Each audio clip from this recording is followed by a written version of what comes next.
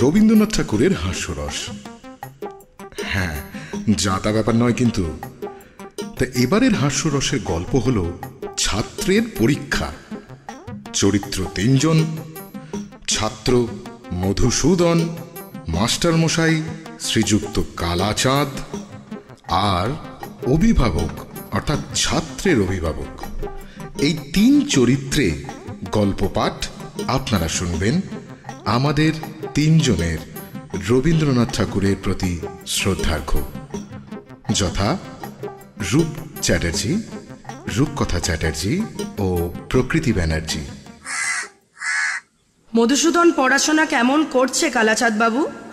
আগে মধুসূদন অত্যন্ত দুষ্টু বটে, কিন্তু পড়াশোনায় খুব মজবুত। কখনো একবার বই 2 বার বলে দিতে হয় না। যেটি আমি একবার পড়িয়ে দিয়েছি সেটি কখনো ভোলে না। বটে, তা আমি আজ একবার পরীক্ষা করে দেখব। তা দেখুন না। কাল মাস্টার মশাই এমন মার মেরেছেন যে আজও পিঠ চড়চড় করছে। আজ এর শোধ তুলব, ওকে আমি তাড়াবো। কেমন রে মধু, পুরনো পড়া সব মনে আছে তো? মাস্টার মশাই যা বলে দিয়েছে তা সব মনে আছে। আচ্ছা, উদ্ভিদ কাকে বলে বল দেখি?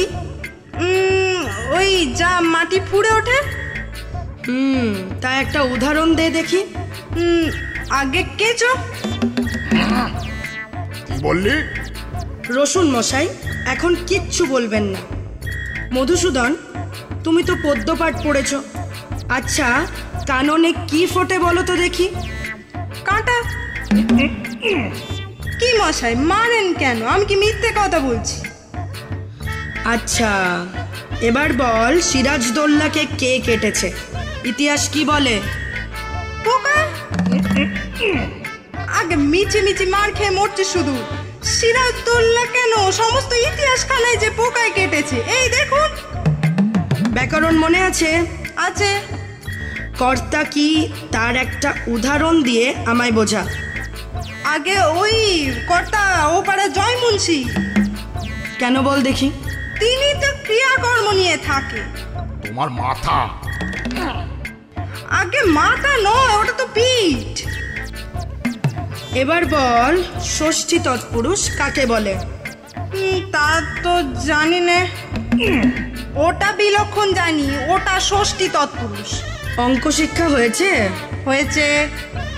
আচ্ছা বলতো দেখি, তোমাকে 6:30 সন্দেশ দিয়ে বলে দেওয়া হয়েছে যে 5 মিনিটে সন্দেশ খেয়ে যতটা সন্দেশ বাকি থাকবে তোমার ছোট ভাইকে দিতে হবে। একটা সন্দেশ খেতে তোমার সময় লাগে 2 মিনিট। কটা সন্দেশ তুমি তোমার ভাইকে দেবে? একটাও নয়। কেমন করে? সবগুলো খেয়ে ফেলবো, দিতে পারবো না। আচ্ছা এবার বল, একটা বটগাছ যদি প্রত্যহ সিকি ইঞ্চি করে উঁচু হয়, তবে যে বট এ বৈশাখ মাসের পয়লা 10 ইঞ্চি ছিল, ফের বৈশাখে কতটা উঁচু হবে? যদি সে গাছ বেঁকে যায় তাহলে ঠিক বলতে পারিনি। যদি বরাবর শীতে ওঠে তাহলে মেপে দেখলেই ঠাউর হবে। আর যদি ইতিমধ্যে শুকিয়ে না যায় তাহলে তো কথাই নেই। মার না খেলে তোমার বুদ্ধি খোলে না, লক্ষ্মী ছাড়া। মেরে তোমার পিঠ লাল করব আমি, তবে তুমি সিধে হবে। আগে মারের চোটে খুব সিধে জিনিসও বেঁকে যায়। কালাচাঁদ বাবু, ওটা আপনার ভ্রম। মারপিট করে খুব অল্প কাজই হয়। কথায় আছে না, গাধা পিটলে ঘোড়া হয় না। কিন্তু অনেক সময়ে ঘোড়াকে পিটলে গাধা হয়ে যায়। অধিকাংশ ছেলে শিখতে পারে, কিন্তু অধিকাংশ মাস্টারই শেখাতে পারে না। কিন্তু মার খেয়ে মরে ছেলেটাই। আপনি আপনার বেত নিয়ে প্রস্থান করুন, দিন কতক মধুসূদনের পিঠ জুড়োক, তারপরে আমিই ওকে পড়াবো। নমস্কার। বাঁচা গেল। বাঁচা গেল মশাই। এ ছেলেকে পড়ানো মজদুরের কম্ম। কেবলমাত্র 30 দিন একটি ছেলেকে কুপিয়ে আমি 5টি টাকা পাই।